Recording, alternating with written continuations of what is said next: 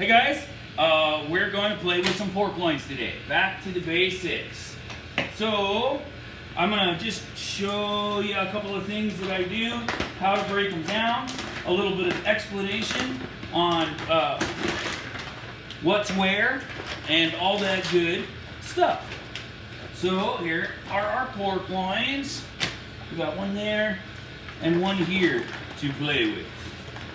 The bag's being difficult. There we go. Now, a pork loin has usually 4 parts. Okay, you have your sirloin. Here's the nice fillet. Your loin chops with the fillet on them. Your rib chops, which are in the middle, which would be like rib eyes of pork, and your blade chops. Those ones are closer to the shoulder. A couple of things that you can do right now to make stuff prettier for your customer. You don't always have to do this, but I do it when I do baby back ribs. Take a butcher's hook, you go 1, 2, 3 ribs in, and you can peel this membrane off the inside of your ribs. That's undesirable piece of meat. It's no good. And I have a little bit left right here. I'll just hook and pull her. A nice clean rag does a good job, and you can pull the rest off. Nice and easy. So you've already taken care of something you don't have to worry about later. There should be a bitter sirloin on here, probably not. I'm gonna cut it right here after this crook. I can pretty much feel the hip bone underneath there, but if you go right there, all the way down and through, give her a flip,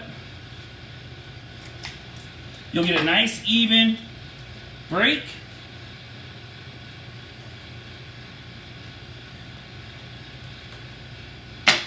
And you got a nice blade face on your chop there. Sirloins, you can peel that out for boneless sirloin chops. There's a little chunk of fillet right there. So you've got a nice beautiful face on the end with your loin chops.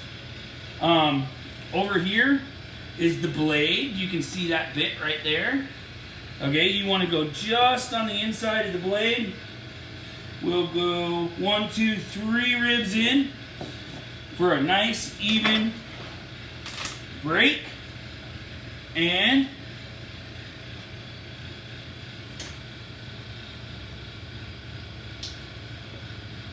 you got to get this part of the blade off. That guy will take care of that later. These would be really good chops in a marinade, or if somebody just wants a really big close to the shoulder chop, you can see that outside muscle. Those are always good and tender. What's left is a full pork loin.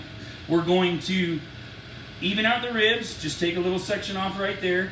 You don't want to go into the eye of your pork, and then we're going to chine the bone and make some quick pork chops, and we'll be all done. So come over to the saw with me. We're going to turn her on. I'm going to make a couple of cuts. It'll be loud. I won't be able to explain anything, but the first will be the chine. Then I'll take the blade or the rib tips off, and then I'll cut pork chops. Here we go.